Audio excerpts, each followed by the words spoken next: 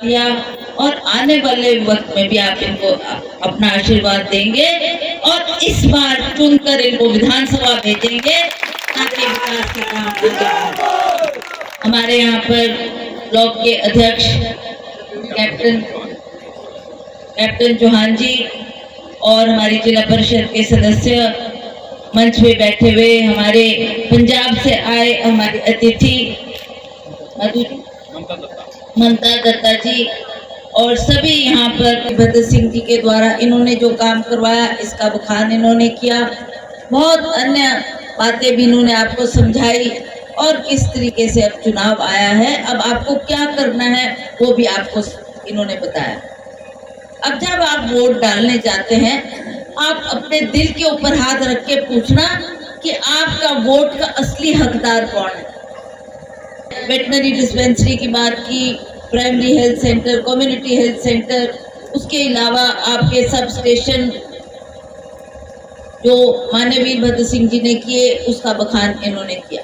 अब हम सब जानते हैं कि कांग्रेस जब शासन में थी तो काम किया कांग्रेस पार्टी ने और बीच बीच में दूसरी सरकारें भी आती रही।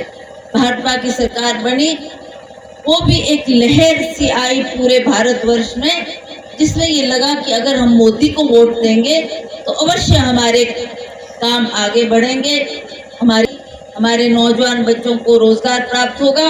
इस आशा से लोगों ने भाजपा को वोट डाले और भाजपा की सरकार बनाई। अब ये कहते हैं कि हमारी तो डबल इंजन की सरकार है, केंद्र में भी हमारी सरकार है और हिमाचल प्रदेश में भी हमारी सरकार। महिलाएं जाने लगी तो मैं बहुत कम बोलूंगी, बोलना तो बहुत कुछ था, पर अब मैं ज्यादा देर तक माता हूँ, आपको रोकना नहीं चाहती। मेरी संक्षिप्त में बात है, अब सबका शायद काय धोने का देकर देखा, पर जैसी महंगाई इनके कार्यकाल में हुई और जब मोदी जी प्रधान बने, मंत्री बने, तो वो चाहते तो आपके दाम कम कर सकते थे, महंगाई को कम कर सकते थे, युवाओं को रोजगार दे सकते थे।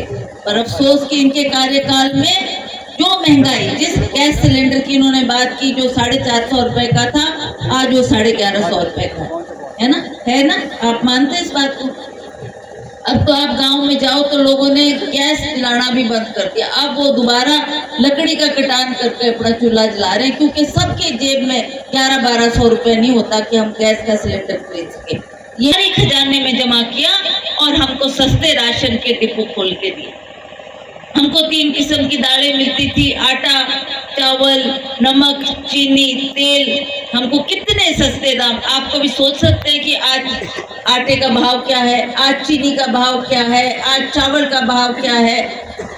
उस वक्त हमारे को सस्ता राशन करके कांग्रेस की सरकार ने दिया और आज आप देखेंगे आज वो दुकानें भी नहीं है, ना हमारे को सस्ता राशन उपलब्ध हो रहा है। सोच कांग्रेस की सरकार की थी कि हमने नौकरियां भी देनी है, महंगाई भी कम करनी है, बिजली का रेट भी उस वक्त बढ़ा और उस वक्त भी माननीय राजा वीरभद्र सिंह जी ने 100 करोड़ रुपया बिजली बोर्ड में जमा किया और कहा मेरी गरीब जनता के ऊपर बिजली की मार नहीं पड़नी चाहिए, ज्यादा बिल नहीं तो आना चाहिए, तो कम बिजली उन्होंने उपलब्ध करवाई।